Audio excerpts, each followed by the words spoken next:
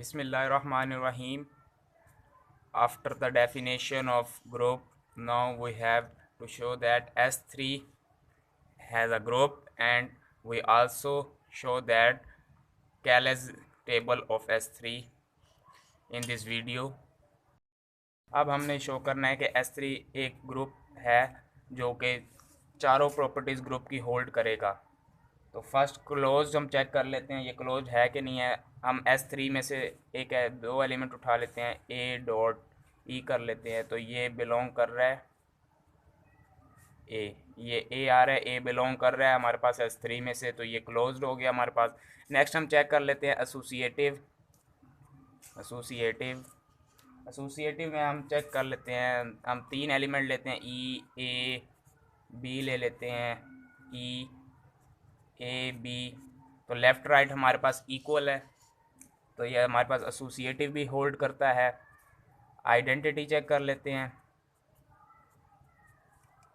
ई इसकी आइडेंटिटी है, e is the identity element.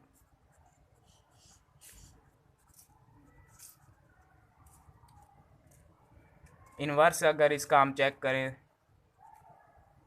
Inverse हमारे पास ए क्यूब, जैसे इसके हमें ये जो रिप्रेजेंटेशन दिए हुए हैं इससे की मदद से हम इसका इन्वर्स निकाल लेते हैं। ए क्यूब हमारे पास ई के बराबर है, तो ए क्यूब को हम इस तरह लिख सकते हैं ए डॉट ए स्क्वायर।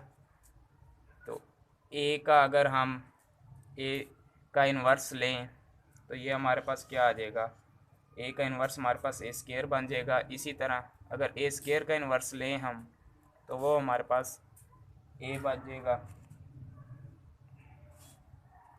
इसी तरह गिवन है बी स्क्वायर का, बी डॉट बी ले सकते हैं हम, ई के बराबर बी का इन्वर्स बी होगा, same as it is A B का स्क्वायर यहाँ पे हो गया हमारे पास ई के बराबर। इसको भी हम ऐसे लिख लेंगे, A B is equal to A B का इन्वर्स,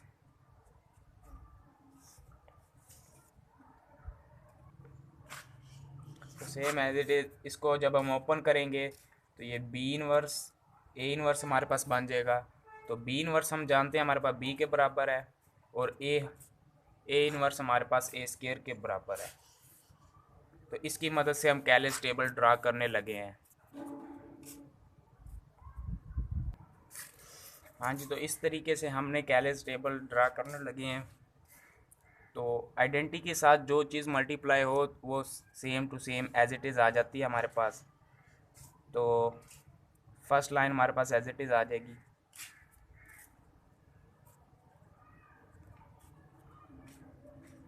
और ये जो हमारे पास कॉलम दिया हुआ है इसका फर्स्ट हम जब आइडेंटिटी के साथ सबको मल्टीप्लाई कराएंगे तो ये भी एज इट इज़ आ जाएंगे हमारे पास।